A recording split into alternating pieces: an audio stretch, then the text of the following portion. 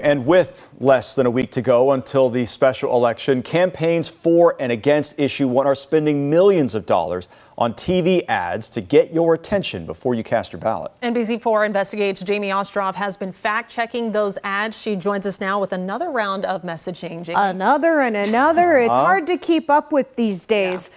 Today we are focusing on two ads, one for Issue 1 and one against.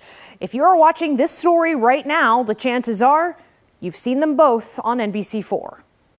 A pair of dueling ads. Vote yes on Issue 1.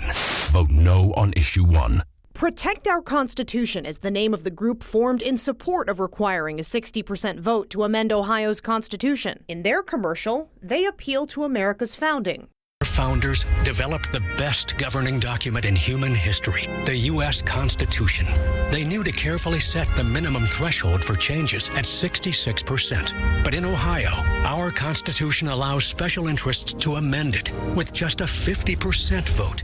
Here's what Dan Coble, a professor of constitutional law, makes of those numbers. It seems to be premised on a combination of bad civics and bad math. A constitutional amendment in Ohio currently requires a 50% plus one vote from citizens. Citizens do not vote to amend the U.S. Constitution. Instead, an amendment can be proposed by 66% of both houses of Congress or 66% of state legislatures. Then the proposed amendment must be ratified by 75% of the states. Again, that is done in legislatures, not at the ballot box. It's not just a supermajority, it's a super duper majority. So their premise that this 60% limit is close to what the founders had is inaccurate. Now let's turn to one person, one vote, the group opposed to making it harder to amend Ohio's Constitution. Their message to voters: Special interests spent millions lobbying corrupt politicians to call a special election this August. Why?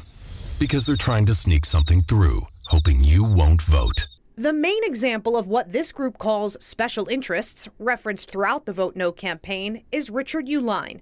The billionaire from Illinois donated to Republican lawmakers who voted in favor of an August special election.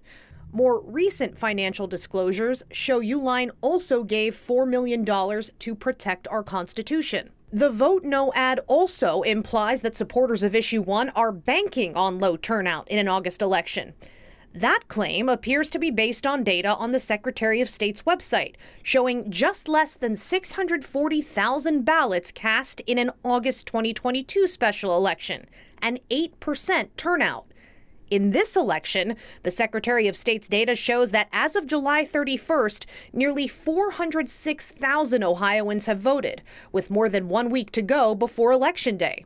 Here is what Secretary of State Frank LaRose, who proposed the initiative that became Issue 1, told voters during NBC4's debate when asked about his previous support for banning August elections due to low turnout. A constitutional amendment is not flying below the radar, and that's a good thing. We're seeing large turnout, and that makes us happy. It's a great thing that Ohioans are aware of this and have the ample opportunity to participate. As I said, new ads make the rounds in the coming days. Of course, I will continue to explore those claims. There are some fresh ads out there, and we will look into where all those claims are coming from.